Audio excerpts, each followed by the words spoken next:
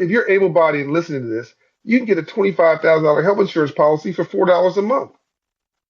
You can get a $100,000 life insurance policy, a term life insurance policy, for $20 a month, $25 a month. You can get $1 million policy. Now, you're talking about generational wealth now. You get Yeah. $1 million life insurance policy if you're in good health for less than $100 a month. Why wouldn't you do that? Because God forbid, not if you die, when you die, if you have 3 children, 2 children, whatever, you just made them a millionaire. Mm-hmm. See, it's little things. It's life insurance. It's a will, right? To so you can direct your assets. It's becoming a homeowner. You got to live somewhere. Why would you want to rent when you can afford to own? And don't go buying don't go renting uptown, some place that don't want you with money that you don't have, to impress people you don't know, to talk about stuff that don't matter. Go to your own neighborhood, go to a working class neighborhood, and buy the worst house in the best block. Buy it, Mm-hmm. rehab it, and own it. Then buy the next one, buy it, rehab it, and rent it.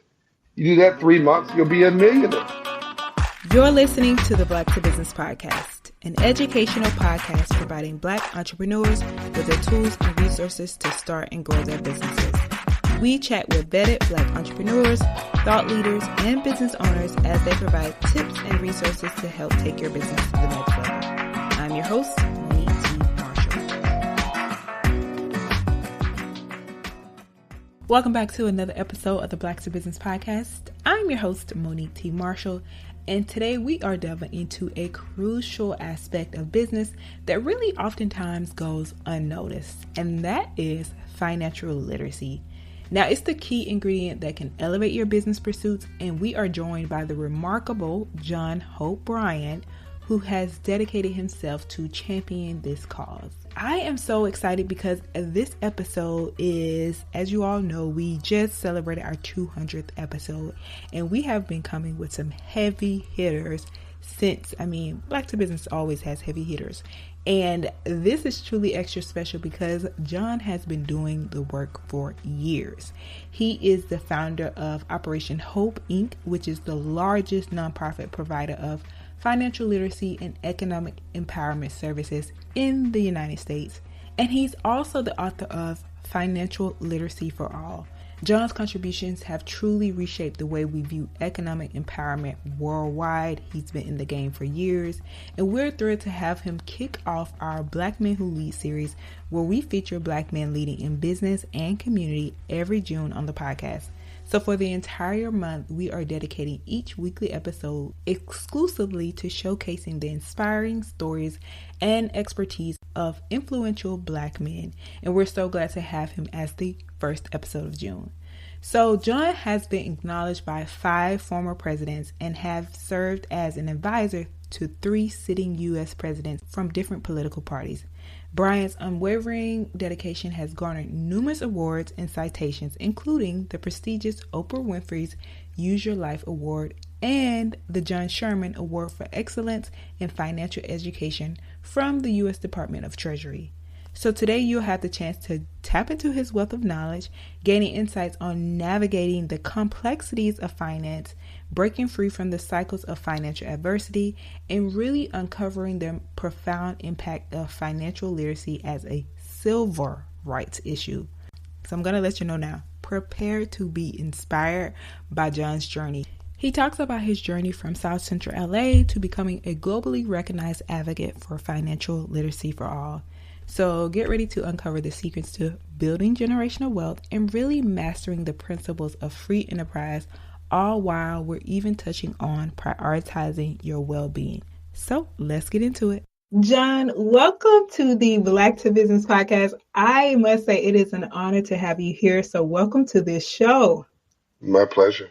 My pleasure. Yes, I'm so excited about today's topic. But before we dive in, we always like to introduce our guests. So for those few people who might not know who you are, if you could just share a little bit about your background and what really led you up to working in financial literacy and entrepreneurship. Yes, I'm my mother and my father's child. I'm the Lord's son. I grew Mm-hmm. up in South Central LA, and I grew up in South Central LA in Compton, California. And my mom and dad had a high school education. My grandfather on my father's side, R.B. Smith, was born as a slave, as a sharecropper in 1871. My Mm. second great grandfather, George Young, was born into slavery and was fought in the Union Army, fought in the Civil Mm-hmm. War as a result of the Emancipation Proclamation that was issued by Abraham Lincoln. He was an officer in the U.S. Colored Troops in Memphis, Tennessee, in 1863. And so that's where my social justice bones come from. Right. And my grandfather, as I say, my grandfather was a sharecropper. My dad was a businessman, and I'm an entrepreneur. On my mother's side, my grandmother owned a shotgun shack. For those listening who don't know what that is, you can take a shotgun, open the front door of the house, and shoot the Cool. shotgun from the front door through the center of the house and never hit anything. There's no walls, and Mm-hmm. it goes and it'll go out the back door without hitting anything. It was one room, and you had an Wow. outhouse in the back. So my grandmother owned a shotgun shack. My Mm-hmm. mother bought and sold 7 homes, and I owned 700 through the Promise Homes Company I created in 2017. So I'm really role modeling, and that's the positive side of my story, role modeling my mother and my father as all of us model what we see. The other side of that story, because rainbows only follow storms, you cannot Mm-hmm. have a rainbow without a storm first, is that my mom and dad had accumulated all this generational wealth together with a high school education, their own home, a cement contracting business, a nursery business, an 8 unit apartment building that we owned that we bought for $18,000 in South Central Los Angeles, Wow. a gas station at Vernon and Normandy, southeast corner, as I recall. Mm-hmm. They were mini moguls in South Central LA in 1960s and early 1970s, but we lost it all because my dad could make the money but couldn't keep it. So Mm-hmm. my father confused making money with making a profit. He confused cash flow with wealth, and so he made $1 and spent $1.50. The more money we made, the broker he got. And mom was a financial genius. She knew how to save and how to grow $1 into $5, but my dad wouldn't listen to my mother, unfortunately. And they divorced over money. That's when I was about 4 or 5. And then when I was 7 years old, my mother was staying with she called her my auntie, but I now know she was just a friend of my mother. She didn't want to freak me out. My mother was staying with this lady. Our black family. Yes, that My is a mother was, black family. yeah, my mother was staying with this lady who, again, she called my auntie. And the boyfriend of the lady, who she called my uncle, who of course was just a dude that was dating her girlfriend, my mother's girlfriend. He saved my life. I'd fallen on his porch while we were staying with him. My mother was staying with him after leaving my father to raise money to buy our first home, and she's working an hourly job at McDonnell Douglas Aircraft in Compton, California. And the guy had, Ambassador Andrew Young says that men and women are, they fail for 3 reasons: arrogance, pride, and greed. And my dad Mm-hmm. was not greedy, but he was full of pride and didn't ask my mother, for guidance on money. And with this other guy who we lived with, OC, he didn't say to my mother and to his girlfriend, "Hey, I don't have enough money to take care of my family, our family, and this one, so I need some help." That's what he should have done. My mother would have been happy to pitch Mm-hmm. in.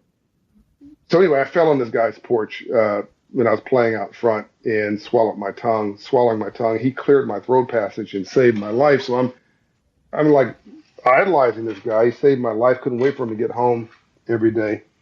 And in order Mm-hmm. to make some extra money to take care of his family and ours, he was selling marijuana around the corner part time, Mm. in addition to his job. And anyway, make a long story short, he got murdered in front of me. Um, No. That's so yeah. So horrible. he was on his way home one day from selling drugs, and the the real drug dealers, didn't Mm-hmm. like what he was doing. They followed him home, and they wanted to send a message. So they waited for him to get in front of his house, where I was sitting there on the porch waiting for him to come home. And Mm-hmm. they hit him with a truck while he was riding a bicycle. from behind and dragged him down the street until his body was lifeless and the bicycle was mangled. And I saw all that. I witnessed Mm-hmm. that. So what my point here is that the divorce was about money. This murder in front of me was about money. Mm-hmm. And then my best friend George, when my mother bought that house in South Central LA, in Compton, sorry, and we moved there in Compton. I was so proud of her to buy this house at 15502 South Fraley in Compton. Yeah. I made friends with this guy named George down the street, but George had bad parents. I had good parents, role models, as far as being told that I was loved, and he had nobody to tell him he was loved. He was really super smart, much smarter than me, better grades. I wanted to be like George. Unfortunately, George wanted to be like the drug dealer who was my next door neighbor named Tweet. And to make that long story short, he got shot and killed with Tweet Wow. selling drugs. So by the time I was 9 years old, I saw the death of our family Yeah. net worth, the death of generational wealth through divorce. I saw the murder of a guy who saved my life, and then Yeah. I experienced the murder of my best friend. All of that about money. So I was really focused on how do I get out the hood? How do I get out of this inner city situation with a legal hustle? How do I Right. not get dead? How do I not? I mean, there's got to be not just me, but there's got to be a legitimate way out of the despair I see all around me. For people who are hardworking and want a hand up and not a handout, and that is really short version of how I got here and how I'm talking to you now and how I've written this book, which is now a bestseller, a national bestseller Yes. called Financial Literacy for All, #1 in the world of economics and business, and why I founded Operation Hope and why I'm so passionate about this as a civil rights issue of this generation. Mm-hmm. Yes. And I'm so excited to talk about all these things. So it's perfect segue into the book, which is, like you mentioned, Financial Literacy for All. Can you share a little bit of the inspiration behind writing this book and your mission for promoting it? And what can some people take away from this book? Sure. So almost everything that I learned, it Mm-hmm. seems the most fundamental lessons I got before I was 10 years old. And when I was 9 years old, right after the murder of my friend George, I went to school and there was this home economics class that was being taught, which doesn't exist anymore in most places. And Right. they had this banker, because most teachers are financially illiterate too. They had this banker come in to talk about financial literacy. And he happened to be a banker from Bank of America. He was 6'2", had a red tie, a white shirt, and a blue suit. And he was Caucasian, which is important for the part of the story because my experience with a white man, unlike everybody else I grew up with, was not negative. I mean, they had an experience of this police officer shoving them against a patrol car, and I had an experience of this white man coming teaching me the language of money. Anyway, so he comes in the first week and came in once a week for 6 weeks. We didn't want him there. He didn't want to be there. We sort of Mm-hmm. ignored each other. The Mm-hmm. second week he came in, the students were paying closer attention to what he had to say, and he says, you kids aren't so bad. You remind me of my kids. And I said, well, we said, well, you're not so bad for a white dude. And so we start making peace with each other. And the third week he Mm-hmm. came in, we were really intently learning and listening. And by about the fourth week he came in thereabouts, I started asking my mother if I could wear a suit to school, just like the banker. And my mother said, "Well, I don't have money to buy you a suit. You can wear the Sunday suit I have for you. I made for you." Well, that was a crushed velvet three-piece suit with a ruffled shirt and a big, big, big bow tie. Right. She and said, and and I got beat up every time I what? wore that suit to school. Yeah, and then I had a little briefcase with nothing but my dreams in it because I'd sell mail order shoes and jewelry to my teachers. Anyway, getting ahead of myself, I Uh-huh. went to school and I raised my hand. I Mm-hmm. said, "Excuse me, sir. What do you what do you do for a living? And how'd you get rich legally?" Mm. And I was dead serious. Right. I mean, this guy was like a Martian in front of me. This is all about why I wrote this book. Yeah. And he said, "I'm a banker and I finance entrepreneurs." And I said, sir, I don't know what an entrepreneur is. I've never heard that phrase my entire life. But whatever it Mm-hmm. is, if it's legal and you're financing it, I'm going to be one. So the Mm-hmm. first thing that happened was I had this confidence now that I had a way out of the hood, a legitimate Mm-hmm. way. I said, so wait a minute, your job was to lend me money. Your job was to lend poor people's money. If all I got to do is prove to you I can pay it back. He says, yes. And I said, if I don't pay you back, I don't get dead. Like no one's going to kill me. Mm-hmm. No, young man. This is the legitimate banking system. And I said, and this is the key to the Operation Hope now. So are there more than you in the country? He said, yeah, there's got to be hundreds of thousands of bankers in the country. There's 10,000 banks. I was like, wait a minute. So your job, all these bankers' job, is to loan Yeah. poor people money. He said, yeah. I said, why don't poor people know that? All right. Why A are we out good here shooting each question. other? Yeah. Why are we out here shooting each other and ganging and banging and Yeah. slanging? So I went on to start my first business, and they call the neighborhood candy house, and made Yeah. $300 on a $40 investment, and became a legitimate neighborhood capitalist when I was 10 years old to put the liquor store out of the candy business.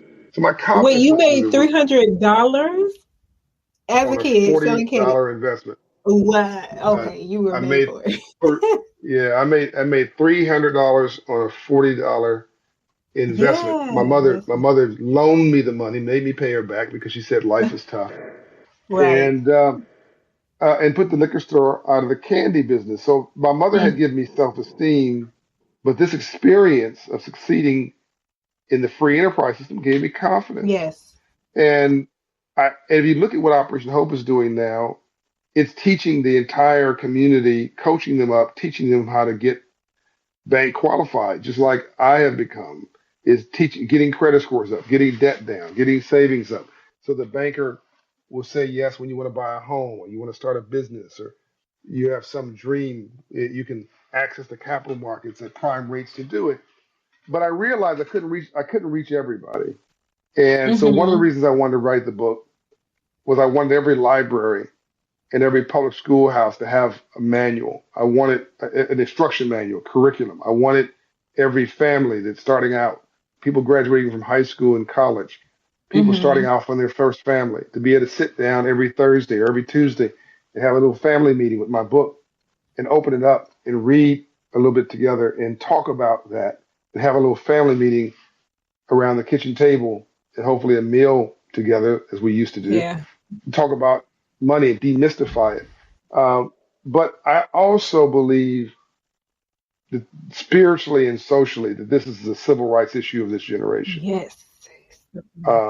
This is what Dr. King would be doing if he was alive today. And Mm-hmm. Dr. King's last book was Where Do We Go From Here? Well, this is where we go from here. It's financial literacy for all. It's from civil rights in the streets to silver rights in the suites, SILVER, Mm-hmm. where the color is not black or white, as in race, or red or blue, as in politics, but it's green, as in economics. And this is something where if you get your credit score up, the computer at midnight doesn't care what color you are. If your credit score is 720, 750, 800, the computer just says yes. That's empowering.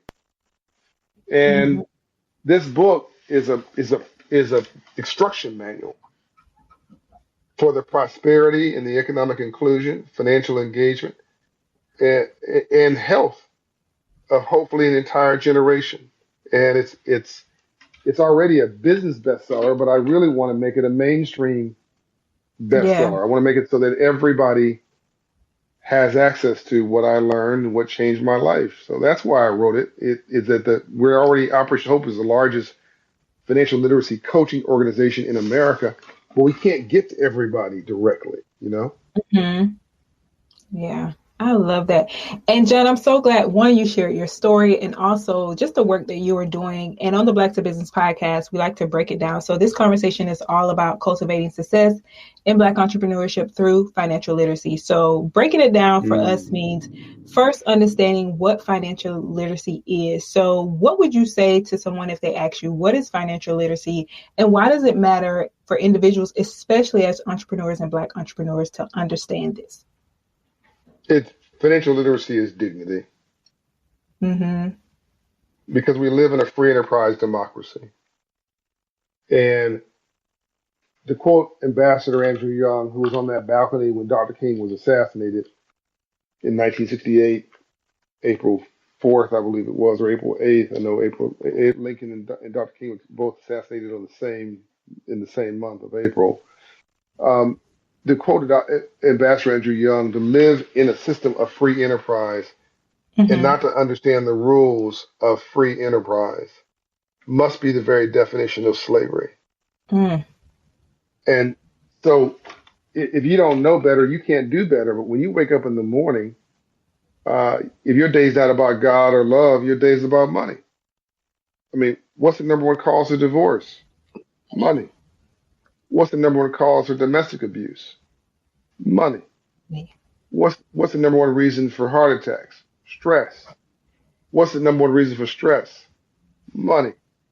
Why is some Mm-hmm. woman at a strip club at 3 in the morning with some 300-pound dude throwing dollar bills at her? Because she's there because she loves having some musty dude throwing money at her? Or is she there because she's trying to take care of her 3 children? That's about money.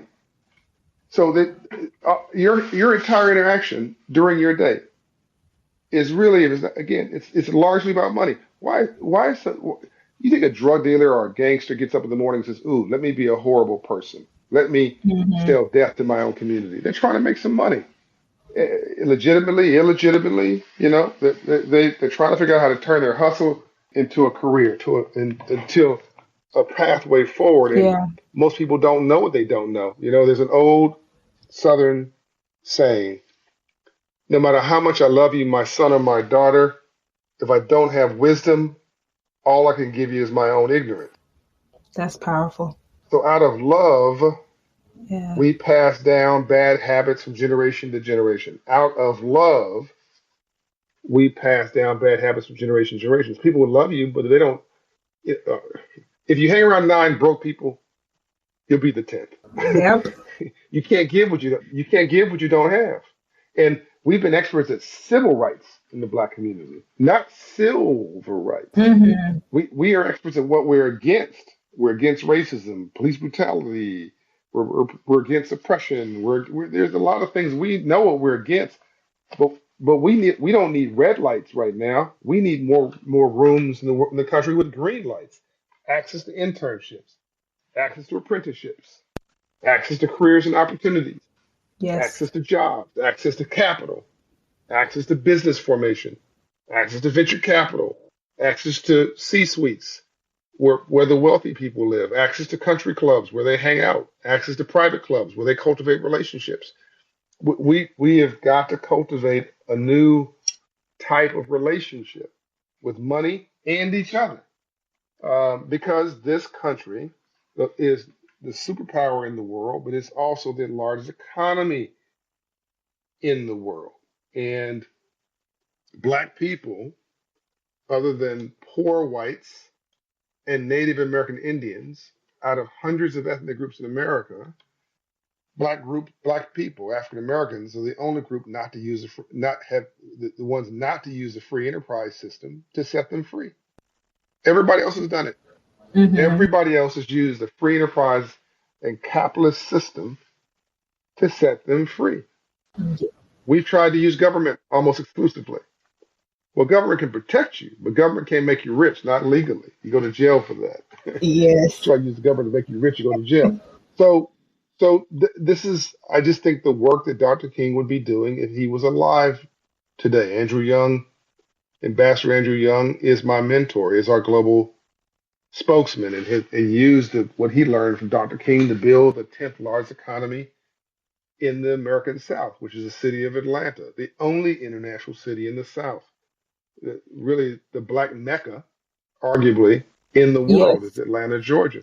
Ambassador certainly. Young did that, using these same philosophies from that he learned from Dr. King and upgrading his software, then bridging it to really to what I'm trying to do in the Mm-hmm. suites. He did it in the streets. So anyway, it's part of a larger narrative that I think is critical to our today and our tomorrow. Certainly, yes.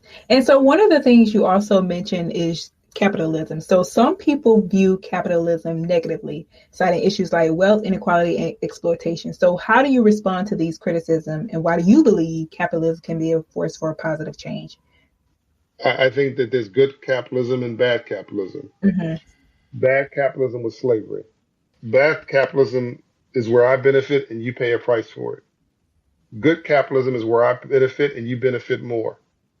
So if you go and buy tonight, you leave this podcast and you go on the way home and you stop at a department store or convenience store Mm-hmm. or a hair store and you buy a hairbrush or a comb and you pay $10 for it. Well, you clearly thought that it was worth $10 to solve whatever challenge you're having with your hair, or buy some Mm-hmm. conditioner. You pay $5 for it, $10 for it. That was well worth it for you. Well, you just engaged in capitalism. And all capitalism is, and entrepreneurship is solving a problem.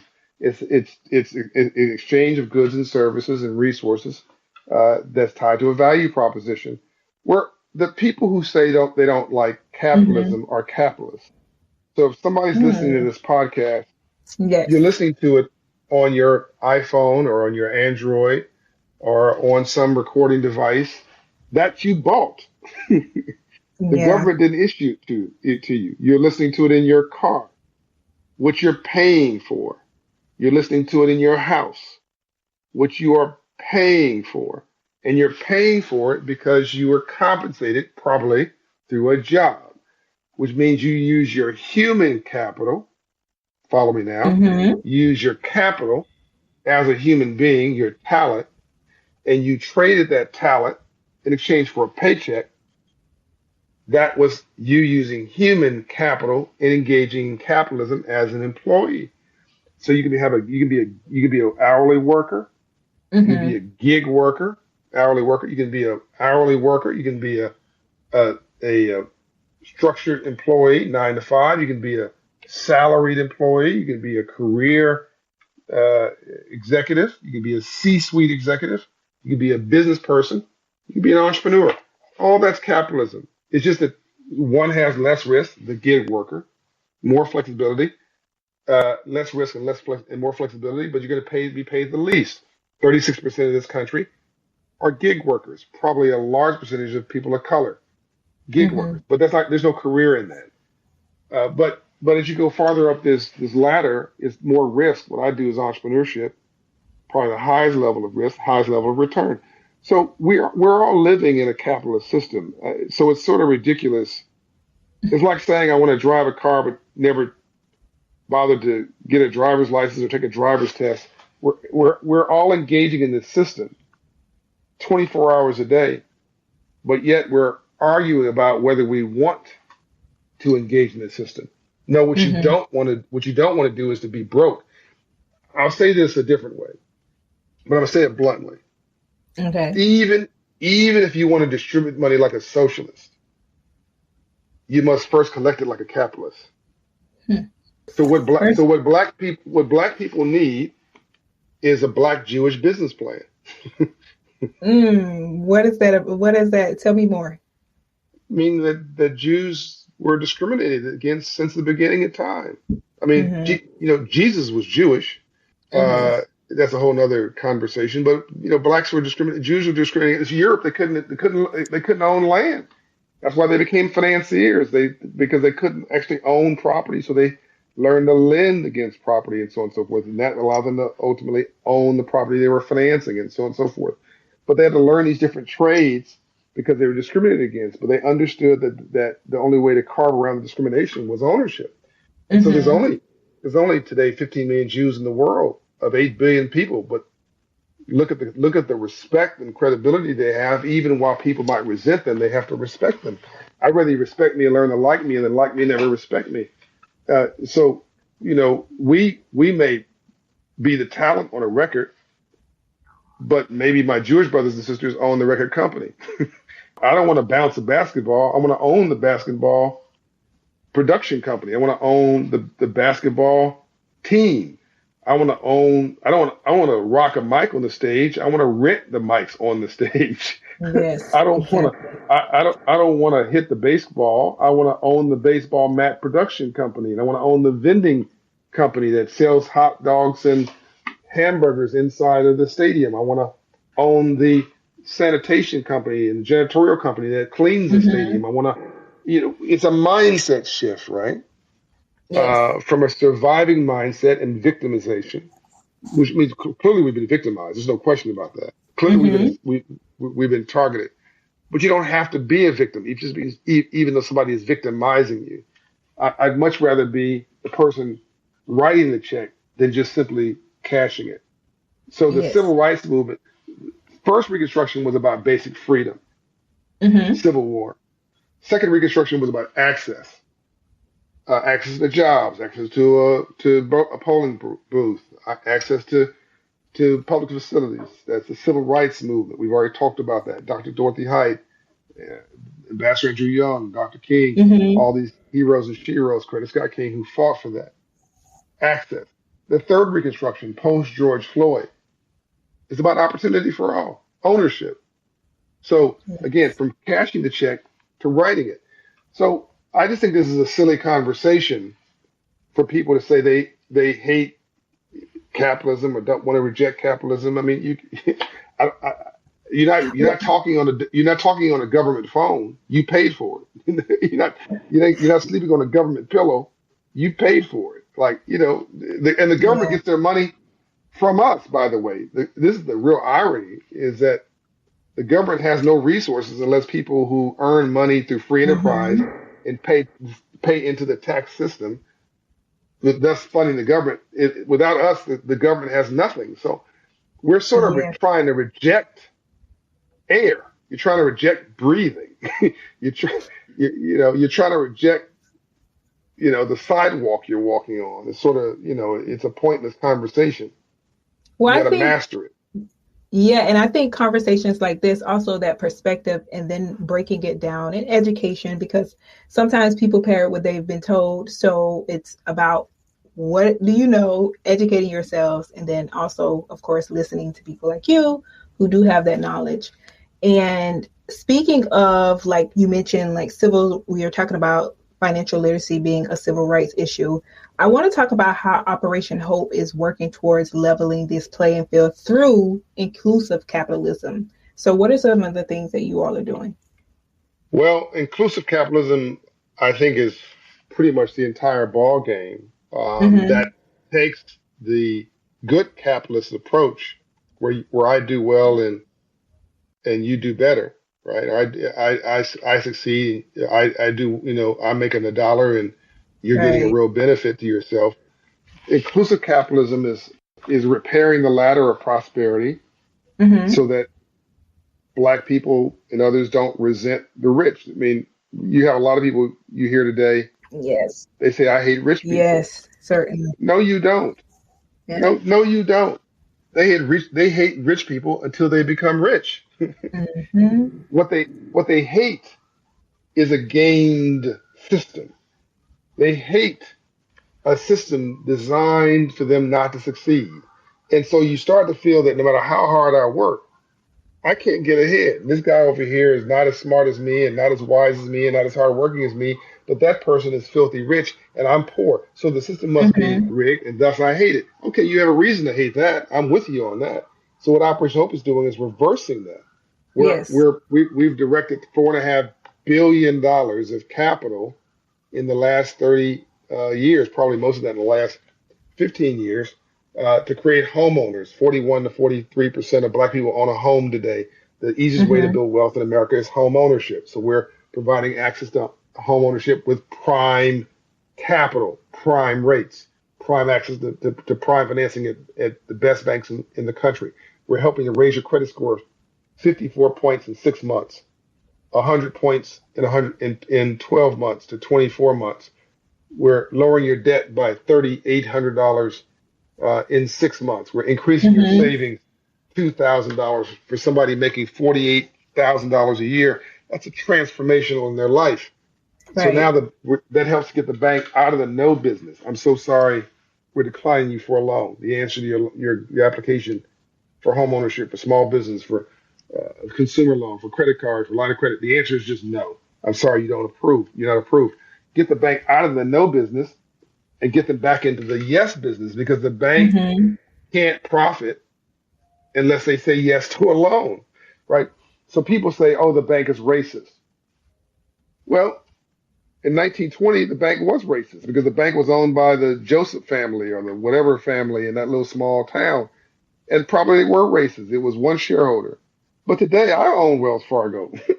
I Mm. mean, if you have a mutual fund, you may own Bank of America and U.S. Bank and all these banks. We're all shareholders in this public entity. There may be a racist person or racist people within that bank who work there, and they may be meaning you harm. But that bank wants to make a profit. They want to make a loan that somebody's going to pay them back, which means if you come to Operation Hope and we get your credit score right, your debt to income ratios right, your savings, your income rate sorted out for you, that we can get the bank to say yes. So much so that at Hope Inside model, we say if the bank turns you down, we'll fund the loan. Or put another way, Mm-hmm. we'll guarantee we guarantee your loan subject to the resolution of your primary denial factors. As long as you do what we say, we'll approve your loan.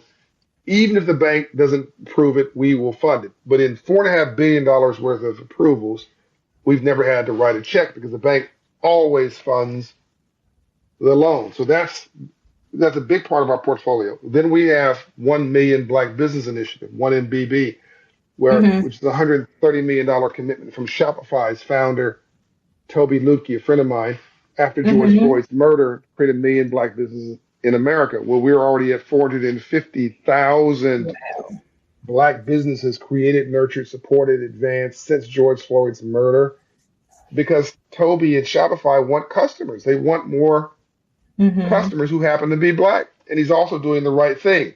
Free website design, free domain name, free Mm-hmm. uh, Shopify license for 4 months, free business plan from Operation Hope, free financial coaching and counseling from Operation Hope, free consultation with a lawyer, an accountant, That's a business amazing. consulting firm. Yes, all this Yeah. worth about $25,000 to get somebody into free payment systems, get you into your first e-commerce business at Yeah. scale. So these are just a couple examples of what we're doing in a practical way to get somebody from the streets to the suites, and why the Mm-hmm. book Financial Literacy for All is a critical part of your, not your library, you read the book and you put it on the shelf. It's part of your business plan for your life. You should be have it marked up, underlined, highlighted, All the dog-eared. things. All the Yeah, so you things should to have it. come back to it a half dozen times or a dozen times a year. Okay, We're gonna and definitely put it in the hyper show notes. focus. Yeah. And also, so John, what I'm hearing is one of the things you mentioned is mindset. So the next question I was going to ask you about some of these actionable steps that people can take, because when you're speaking about lending and just some of the things that people are creating whole organizations regarding discrimination when it comes to lending and going into banks, and then also like Right. predatory lending, all of these things. So what you're saying is if you get your credit score, if you get these things right, and you come in with this perfect paper, everything in alignment, you'll get what you need. However, at that establishment, what you might run into is a prejudiced individual, and that is who might stop you. Is that what you're Yes, saying? I'm going one step further. Okay. You go into that physical location in the afternoon. You call somebody, and you Uh-huh. guys get on the wrong side of each other in the conversation. Maybe that person has a bias that's racial. Yes, you may run into racism. But if you go to your computer at midnight and you fill out an application for a credit card with pick the institution, and you've got a credit score of 780, and you got your debt to income ratios right, and all that stuff, you work with Operation Hope. That computer's just going to say yes. The computer just, Mm-hmm. I like math because it doesn't have an opinion. The computer, the computer is not looking at what race you are. They're looking at what whether you got the green, not whether you're black, white, red, brown, or yellow. Do you have the Hmm. green? Can you pay us back? Right? And so yes, I'm saying that 700 credit score neighborhoods don't riot, they go shopping. All of our problems are in 500 credit score neighborhoods. All of them. Check casher, next to a payday loan lender, next to a rent-to-own store, next to a Hmm. title lender, next to a liquor store, next to a pawn shop, and a church down the street, trying to make you feel a little bit better once a week about your distressing situation. And Yeah. most of us are in a surviving mindset because we're 3, 4, 5 generations from slavery, and our self-esteem has been depressed. We have been isolated in these communities that people call ghettos, which are only, by the way, African American. You don't Mm. see African Caribbeans in ghettos. You don't see Africans in ghettos. You don't see you see in neighborhoods where Italians live or neighborhoods where Jamaicans live. It's only it's only African Americans that are in these neighborhoods because they destroyed our self-esteem, our spirit, and now people are preying on us with predatory businesses like these check cashing and payday loan lending companies that prey on a 500 credit score neighborhood. So if you raise the vibration, you raise the economic vibration and the economic intelligence in that neighborhood from 580 credit score to 680 credit score to 700 credit score, you change the entire neighborhood. You change who's serving that Hmm. neighborhood. You change from single parent households to two parent households. You change from people who are hopeless to hopeful. You change from the lights are off to the lights are on, and people are starting businesses and creating families. And now you have Whole Foods and all these grocery stores coming in, and people who want to serve folks who are financially resilient and upwardly mobile. Yeah. And you live longer. You live in a our Hope Financial Wellness Index. Anybody listening to this can type in either Hope 7 Credit Score Index or Hope Financial Wellness Index in their computer search engine, and you type in your zip code, and I'll tell you what your credit score is in that neighborhood. And if you're living in a 580 credit score neighborhood, you live to 61 years old. Hmm. You live in a 700 credit score neighborhood, you live to 81 years old. 20-year Mm. difference in length of life, 15 minutes apart. So this Yeah. literally, like, I can't get in somebody's heart and change how they feel about you, but I can change your credit score. This is true. And people are listening and they're like, okay, well, you had this great experience, or you make it sound easy. And how do I actually do No, this? Because I got the no, it's not not, easy. no, exactly. It's not easy, but like you mentioned, it's mindset and it's going to take work. So we are all about actionable steps. So if someone is in these situations where they want to do better and they're learning the financial literacy, what would you Yeah, say are some of the first steps that they could start to take? yeah. Well, so don't go to Starbucks today and buy your cappuccino or flappuccino.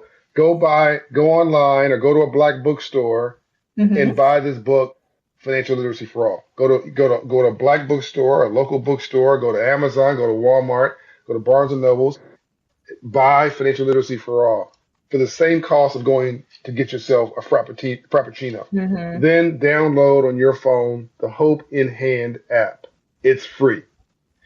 And go online and take advantage of a $2,500 to $5,000 scholarship that I give every person because we have raised the money to have a $72 million operating budget at Operation Hope, my philanthropy, Hmm. and to provide scholarships for coaching and counseling to the black and brown people listening to this podcast for free. It's free to them. It's valuable. It costs money to us, but you can get up to a $5,000 scholarship for coaching and counseling, and all you got to do is invest your time, and we will get your credit score up working with you. We will get your debt levels down. We will negotiate with your creditors. We'll get your landlord off your back. We'll get the credit card companies off your back. Hmm. We'll begin to help you. We'll help you stop arguing with your mate, your partner, your friends about money. You have a dream for business. Go to 1MBB.org or Operation Hope Hmm. and sign up to 1MBB and get as much as a $25,000 in-kind grant to start your business. It starts now. Now this is you to your point now. Mm-hmm. I'm not saying this is some panacea. Only in the dictionary does the word success come before the word work because it's alphabetical. You're going to have to put in some work. You're going to put in some energy, some time. It's going to be frustrating. But nothing good comes easy. Nothing. Rainbows Mm-hmm. only follow storms. You cannot have a rainbow without a storm first. Nothing good comes easy. All of this is work. But it's work that pays you a dividend. It's work for your own portfolio. Everybody listening to this should think about themselves. Somebody's listening to this, her name is Jane Smith. Somebody's brother's listening, his name is, Dwayne Johnson. Think about Dwayne Johnson LLC, Jane Smith LLC. Think about yourself as a limited liability corporation, as a corporate entity, right? You are a brand. You are Mm-hmm. a corporation. You have a balance sheet, an income statement, an asset base, and liability base, and you're going to grow generational wealth and a brand and a reputation and a legacy. I mean, why aren't people excited about that? Everybody should be excited about that. And it can start with as simple as let's stop these GoFundMe campaigns to bury somebody. This is Mm-hmm. crazy. Like get most if you listen to this and you work for a responsible company and they have given you health insurance, buried in your documentation for your health insurance on most policies is a death policy. So if you die on the job, I know because Operation Hope provides this for my employees. If you die on the job, God Mm-hmm. forbid, in that health insurance policy plan, your health plan is as much as $25,000 to bury you. Yeah. Why are we doing GoFundMe campaigns? If you're able-bodied and listening to this, you can get a $25,000 health insurance policy for $4 a month. You can get a $100,000 life insurance policy, a term life insurance policy, for $20 a month, $25 a month. You can get $1 million policy. Now, you're talking about generational wealth now. You get Yeah. $1 million life insurance policy if you're in good health for less than $100 a month. Why wouldn't you do that? Because God forbid, not if you die, when you die, if you have three children, two children, whatever, you just made them a millionaire. Mm-hmm. See, it's little things. It's life insurance. It's a will, right? So you can direct your assets. It's becoming a homeowner. You got to live somewhere. Why would you want to rent when you can afford to own? And don't go buying don't go renting uptown, some place that don't want you with money you don't have to impress people you don't know to talk about stuff that don't matter. Go to your own neighborhood, go to a working class neighborhood, and buy the worst house in the best block. Buy it, Mm-hmm. rehab it, and own it. Then buy the next one, buy it, rehab it, and rent it. You do that 3 months, you'll be a millionaire. So this, and you can get the down payment for this conversation. Somebody now saying, well, John's saying all this stuff. Where do I get the down payment? Well, the earned income tax credit. You make $60,000 a year or less, the federal government owes you a check for working. You make $38,000 a year, the government owes you $6,500 thereabouts. If you have never filed EITC, you get 3 years of that. It's retroactive for 3 years. That's almost Mm-hmm. $20,000. There's your down payment for your $100,000 house. And then a bank we hook you up with may even give you a down payment assistance grant for $10,000. Now, listening to this podcast, somebody figured out how to die in dignity and live with Yeah. respect. They learned how to plan for the future and create generational wealth. They learned how to become a millionaire 2 times over. Yes. And they learn to walk with their back up. Nobody can walk. Nobody can ride your back unless you bent over. Stand your back up. Stand straight up. This is true. These are all the great things. So I want to end off by talking about the work that you are doing and some of the supportive and resource because you kind of just went over them. Before that, because this is the Black to Business podcast, we're talking to business owners. So in all of these conversations, this conversation about financial literacy, how can entrepreneurs start to integrate these principles into their daily business operations, such as pricing, cash flow, and management, and all the things? Yeah, well, you have to have a budget, right? You, Mm-hmm. you should have an accountant. If you don't have an accountant, go get one. If you can't afford an accountant, then go get, Quicken or QuickBooks or some business software that you're comfortable with that you can do yourself. Even if you have an accountant, you should still be overseeing your own financial affairs. You need to get, everybody should have a budget. I don't care how much money you have. I have a budget. Mm-hmm. Everybody should have a budget. Download my FICO or a credit check app. Check your credit score. Once or twice a week. I check mine briefly every day. And why Mm-hmm. should you do that? People, you may say, wait a minute, John, you're mixing metaphors. You just ask somebody to pull their personal credit check, but we're talking about a business. Well, 96% of all black businesses don't have any employees. They're sole Mm-hmm. proprietorship. So you're going to Yes. get credit based on your personal credit profile. That means that most businesses are actually really, self-employment projects until they grow their employee base and their infrastructure. So make sure your personal credit profile is Mm-hmm. spotless. And if you haven't checked your credit in 6 months, I guarantee you, well, a year, if you never checked your credit in a year, I guarantee you there's an error on your credit report. That's that's Mm-hmm. that's going to make your credit score go down, right? So these are basic things. Have a budget, right? Have a financial plan. Have a financial advisor. Make sure you're. It reminds me of my dear friends who works at Operation Hope. This guy named Sir James McKenna. Got to be a little paranoid. He said, I don't trust nobody. I trust my mama and my sister. My mama's dead. I keep one eye on my sister. So you want to have you want you want to have a financial planner, but you want to keep your eyes on them.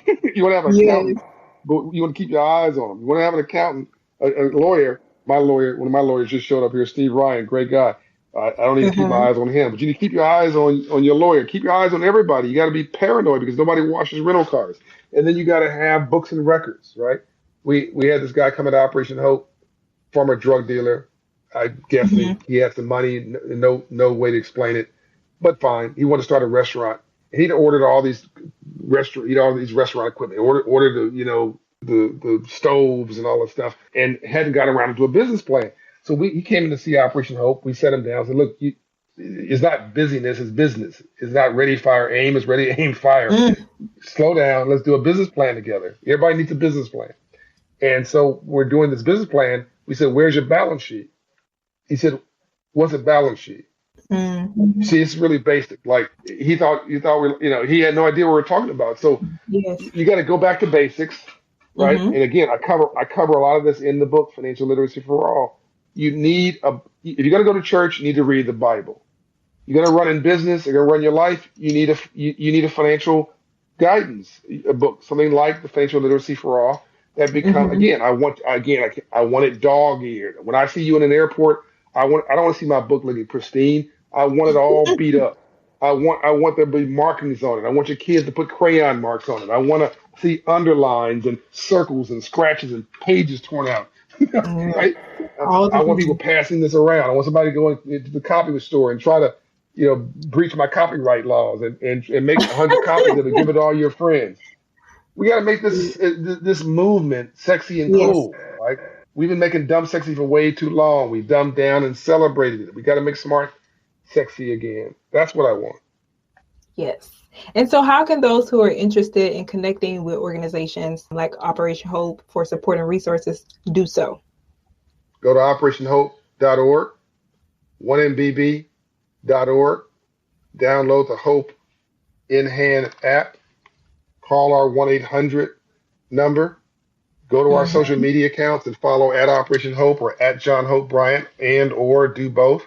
And if you are financially literate, volunteer as a member of our Hope Corps, make a Mm-hmm. Hope commitment to start a program in your community to teach financial literacy in the local Boys and Girls Club or the Links chapter or the school or wherever you happen to put your bucket down that you have a social, you have an interest in what's going on in your community. Teach financial literacy like you teach civil rights. Teach civil rights, uh, Mm-hmm. and just start. I don't want people to overcomplicate this. I don't want them to be overwhelmed. Yeah. Just start. Don't let the Yeah. perfect become the death of the good. Just start.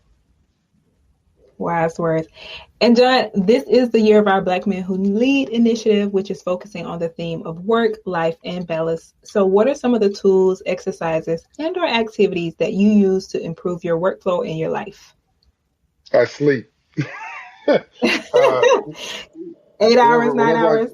no, I sleep about 6 hours a night. But I Okay. love sleep. I love sleep, but I don't get any.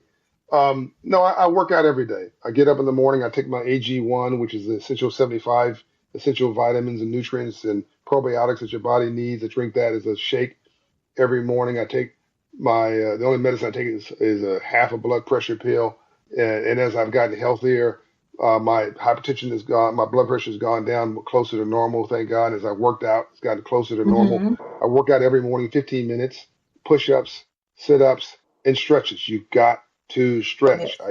I travel with a knobby foam roller, and I roll out the fascia tissue, which is what's closest to your bones, and so that you don't get arthritis, you don't start looking like Hunchback of Notre Dame walking sideways.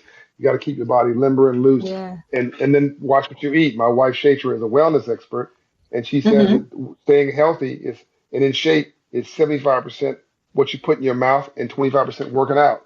And I absolutely agree with her. She looks timeless, not because she works out all the time, but because she eats really well. And I've gotten to the Mm-hmm. point now where if somebody comes and brings me, Janae Roscoe who works for me, brought me some sugary candy and brought me some cookies or whatever. I was out giving a speech earlier today. I put it in my mouth because I was hungry, and I instantly felt bad because my system is so clean now, or in Yeah. comparison to what it used to be, that it now detects processed foods Yeah. and all that stuff instantly. So I've had a cleaner system. I'm happy, but you need to cleanse. Do a cleanse once or twice a year. Exercise a little bit every day, but nothing other than walking 10,000 steps. These are simple things you need to do to integrate wellness Mm-hmm. into your life because your body plant and your mental plant is the true, and your spiritual plant are the best plants, the most important planting you can do other than the mate you're going to pick for your life, the most important decisions you'll make in your life, which goes back to your point about mindset, right? Mm-hmm. And it is entirely possible that the majority of African Americans are clinically undiagnosed depressed because Yep. of our experience in this country and because people have been told us that we're not valuable and have done things that sort of batter our self-esteem. So I really think talking to somebody, I don't care if it was your pastor, a shrink, a psychologist, your girlfriend, your boyfriend, talk to yourself, I don't care. But you need to talk to somebody and get this frustration out of your system and go from surviving to striving to winning, to go from Mm-hmm. a surviving mindset, which is what you're against, to a thriving mindset, which is what you're for. You've got to see the glass as half full and not half empty, right? Because whether Right. you believe you can or whether you believe you can't, you're right. Yes, that's wise words. And my final question is, what does it mean to you to be Black in business? What does it mean to be black in business? Well, I'm not black in business. I hope people say I'm a smart, sharp, successful businessman and an entrepreneur who happens to be black, not Mm, a black businessman. I don't want anybody to put me into a box. My customers are everybody. My partners are everybody. My playing field is everywhere. I can compete anywhere in the world.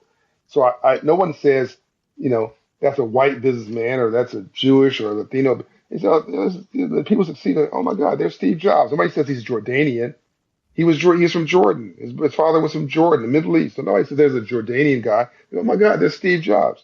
So you want somebody who's just successful, and you want them to sort of reflect the culture in a way that makes you and the culture proud. And everybody's your customer. Stop putting up signs. No one, you don't have to advertise, say, I'm a black owned business in your window. I mean, what that sends a message. Are you saying you only want black customers? You say, I'm a successful business. They know you're black, they can see you. You want yes. everybody to come in and do business with you. And then if you want to support black charities and black philanthropy, knock yourself out. Great. Do that. But take the money from everybody and then target how you distribute it as a philanthropist. And I think that this obsession with excellence, not perfection, is what I want. I want you to don't let the perfect be the death of the good. Don't stress yourself out about things you can't control. Get up every day and try to do the best you can. Be a little bit better tomorrow than you were yesterday. And never, ever, ever, ever, ever, ever, ever give up. The one thing I love about being black is I know nobody's going to cut me a break. So I get up early, I work longer and harder and stay up later than everybody else. And that hustle, because I was homeless for 6 months of my life when I was 18. We Mm, didn't cover that. But that Right. hustle and that paranoia that I'm going to be broke again or be homeless again, I'm so thankful for that because I really feel sorry for people who don't have any hustle in their life. I feel sorry for people Mhm. who don't have any sense of striving. They're going to fail. And they don't know why they're failing. They don't know how to get themselves out of it. But I know because I have been broke, I know what that feels like, and I never want to be there again. And so that Right. insecurity, that paranoia will make sure that I avoid that at all costs. So I think it's a bit of a blessing to be born black in America because Certainly. if you can get to a point where you can compete with anybody and win, Mhm. no one can compete with you. Mm. John, this has been amazing. Again, it has been such a pleasure to have you on the show My and just pleasure. the work that you're doing. And thank you again. Thank you so much. It's my pleasure. And I want everybody to listen to this, to go get Financial Literacy for All and give it to somebody you love Yes. after you read it. I think what we can all gather from this conversation is the importance of financial literacy as a business owner. It cannot be overstated. And as John highlighted, understanding the rules of free enterprise, managing personal credit profiles for a business, and really integrating financial principles into your business operations are crucial steps toward building a strong and sustainable foundation for success. I also love the fact that he talks about this is the civil rights of our generation. So powerful. And moreover, in the spirit of pushing the culture forward, as I always like to say, let's continue to champion financial literacy as that gateway for empowerment and success. So to learn more about the resources mentioned by John, visit blacktobusiness.com/203 and be sure to pick up your copy of Financial Literacy for All. We've included that link over there as well.